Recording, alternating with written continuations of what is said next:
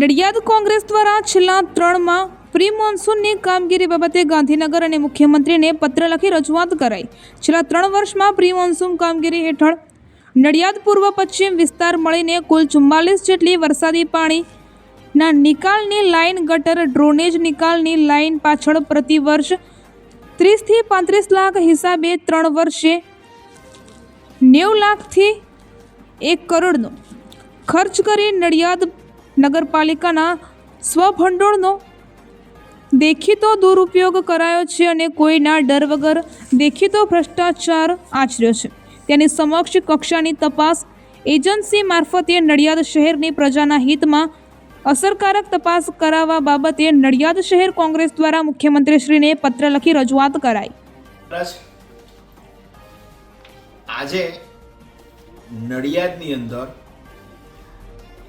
લગભગ 1.5 મહિના પહેલા એક કાંસનો પ્રશ્ન હું છેલ્લા 1 વર્ષથી ઉઠાવતો આવ્યો છું, પણ 1 વર્ષમાં આ વરસાદી કાંસમાં પાણીનો નિકાલ ન થતા મેં નડિયાદ નગરપાલિકામાં આરટીઆઈ કરી કે ભાઈ આ કાંસ કોને સાફ કરવામાં આપવામાં આવે છે, કે નગરપાલિકા જાતે કરે છે કે કોન્ટ્રાક્ટર દ્વારા કરાવવામાં આવે છે।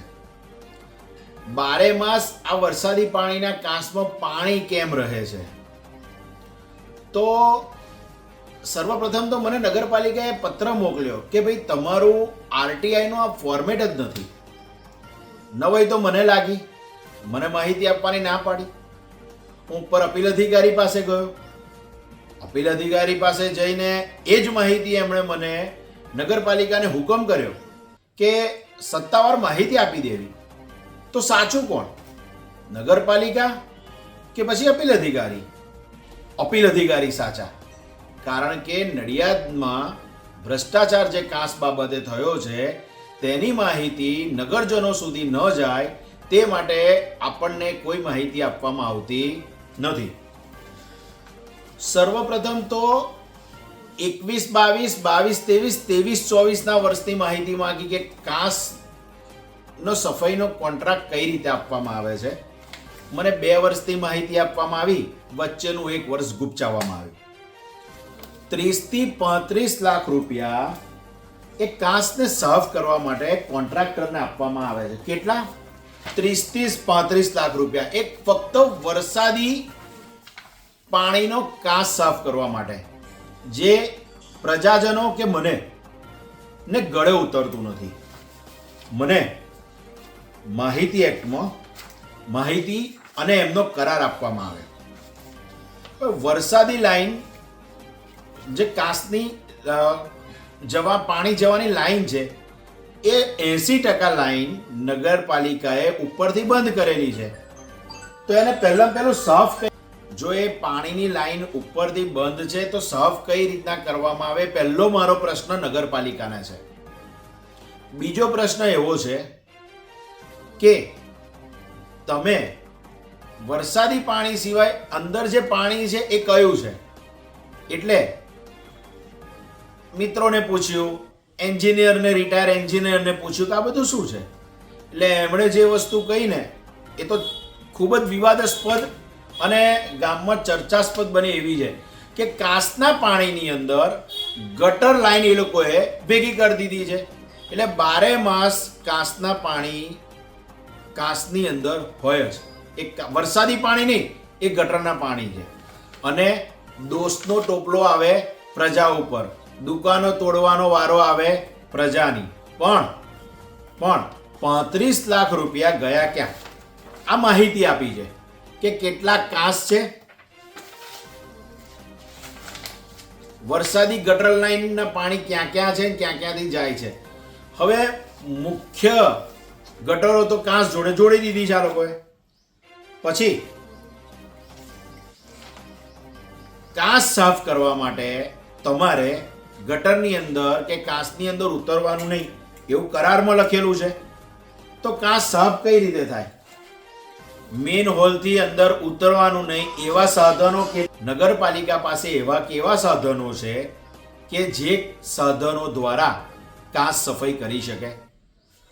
તારણ કાઢતા જાણવા મળ્યું, જે ખૂબ દુઃખ થાય કે જે કાંસનો કોન્ટ્રાક્ટ આપવામાં આવે છે 35 લાખ રૂપિયાનો એ સ્વભંડોળમાંથી આપવામાં આવે છે. એટલે નગરપાલિકા ઉપર બેઠેલી સરકારને પણ એવી ખબર છે કે નગરપાલિકાની અંદર કાંસ સાફ કરવામાં આવતા નથી, એટલે આ લોકોએ સ્વભંડોળ કાઢ્યું. સ્વભંડોળની અંદર એવું જાણવા મળ્યું કે ધારો કે કોન્ટ્રાક્ટર કેટલા માણસોને લઈને કાંસ સાફ કરવા નીકળે. કોન્ટ્રાક્ટર ધારો કે 10 કર્મચારીઓને લઈને કાંસ સાફ કરવા નીકળે છે 12 માસ, તો મિનિમમ વેજ પ્રમાણે પગાર કરવા જઈએ તો 1,30,000 કે 1,50,000.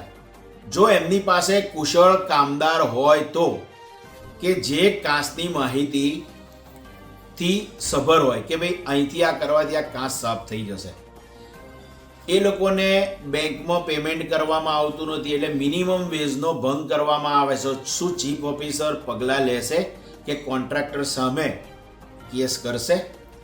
બેંકમાં કરેલું પેમેન્ટ હોવું જોઈએ.